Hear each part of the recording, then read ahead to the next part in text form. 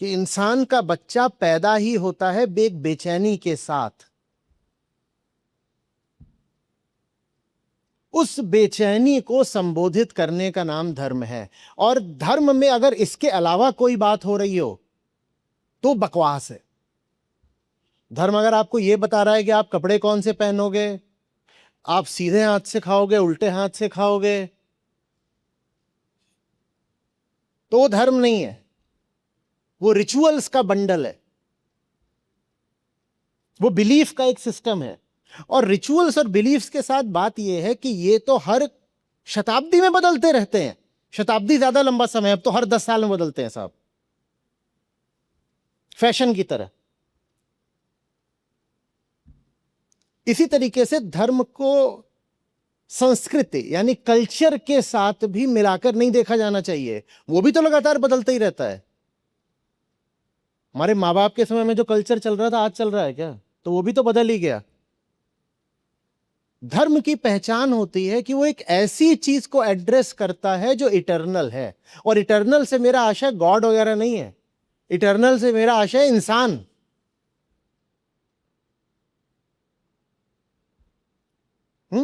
इंसान के लिए धर्म है ना, डायनासोर के लिए तो धर्म होता नहीं। या कभी सुना है कि केचुए का ये धर्म है, छिपकली का ये धर्म है, हाथी का ये धर्म है? ऐसा तो कुछ होता नहीं।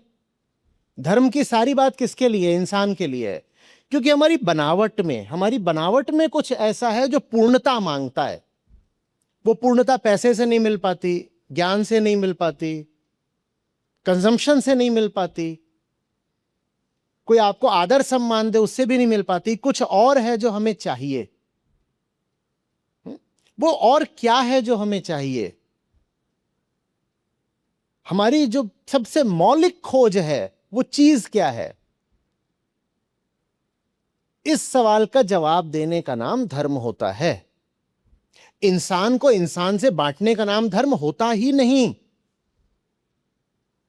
तो अगर हम इसी बात को संबोधित करें और समाज में धर्म की जो परिभाषा ही है उसको बदल दें, तभी जाकर के वो काम हो पाएगा जिस काम की शुरुआत आज से 2 शताब्दियों पहले हुई थी, पर वो काम पड़ा अभी तक अधूरा है। देखो, अगर वो काम नहीं करोगे तो नतीजा क्या निकलेगा? वो काम नहीं करोगे तो नतीजा ये निकलेगा कि मुसलमानों में भी जातियां हैं, सिखों में भी जातियां हैं और बौद्धों में भी भेदभाव है।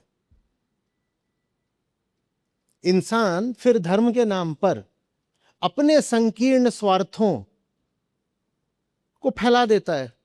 और वो जो संकीर्ण स्वार्थ हैं वो थोड़े सम्माननीय हो जाएं तो उनको ये भी नहीं कहता कि ये तो मेरे स्वार्थ हैं, वो कहता है मेरा स्वार्थ नहीं है, ये तो धर्म है, ये तो धर्म है।